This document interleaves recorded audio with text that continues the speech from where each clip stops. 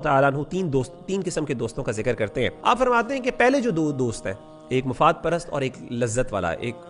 सिर्फ मज़े के लिए जो आपके साथ है। ऑब्वियसली वो तब तक आपके साथ है जब तक कि उनको बेनिफिट मिल रहा है या उनको मज़ा आ रहा है। जिस दिन टाइम ख़त्म हो गया, आप उसको वो चीज़ प्रोवाइड ना कर सके जो वो चाह रहा है, आपसे सीख कर रहा है, तो obviously the friendship is going to end, जो मेजॉरिटी ऑफ द टाइम्स हमें देखते हैं।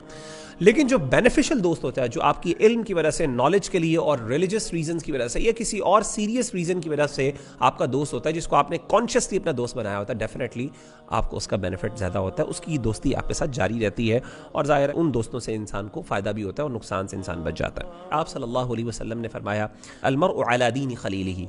एक बंदा जो है वो अपने दोस्त के दीन या वे ऑफ लिविंग पर होता है। फिर आप सल्लल्लाहु अलैहि वसल्लम ने फरमाया कि फलयंजुर अहदुकुम मन युखालिल, हम में से हर बंदे को चाहिए कि वो खूब गौर व फिक्र करे, वो देखे कि वो किसको अपना दोस्त बना रहा है। हमारे दीन की हमसे एक्सपेक्टेशन ये है कि हम दोस्ती को एक कॉन्शियस एक्ट समझ के परफॉर्म करें, यानी हम दोस्ती जब दोस्त बनाएं तो हम इसको कॉन्शियसली दोस्त बनाएं। ये ना करें कि जिस तरीके से आप कहीं गए और आपने कहीं ट्रैवल कर रहे हैं या आप किसी इंस्टीट्यूशन में पढ़ रहे हैं, तो नेचुरली आपकी किसी के साथ इनकाउंटर हुआ और आपके कुछ इंटरेस्ट मिल गए, गपशप लगाई और वो आपका दोस्त बन गया। एक नेचुरल प्रोसेस नहीं होना चाहिए, बल्कि it should be a conscious act. आप गौर व फिक्र करके देखें, ये बंदा है, ये बंदा कैसा है, क्या मैंने इसके साथ टाइम स्पेंड करना है, क्या मैंने इसके साथ दोस्ती करनी है या नहीं करनी।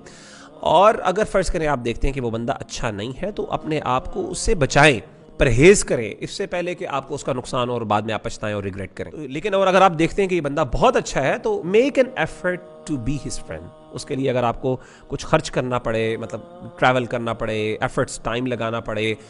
थोड़ा बहुत उसके टेम्परामेंट को बर्दाश्त भी करना पड़े, then you should do that, because the purpose is actually to have a good company of friends, because ultimately that good friend is going to benefit you। आपकी एकेडमिक एक्टिविटीज़ के अंदर, आपके करियर के अंदर, आपकी डेवलपमेंट के अंदर, self development के अंदर खासतौर पे उस दोस्त का किरदार होगा, जैसा कि नबी सल्लल्लाहु अलैहि वसल्लम ने फरमाया कि एक बंदा अपने दोस्त के दीन पर होता है।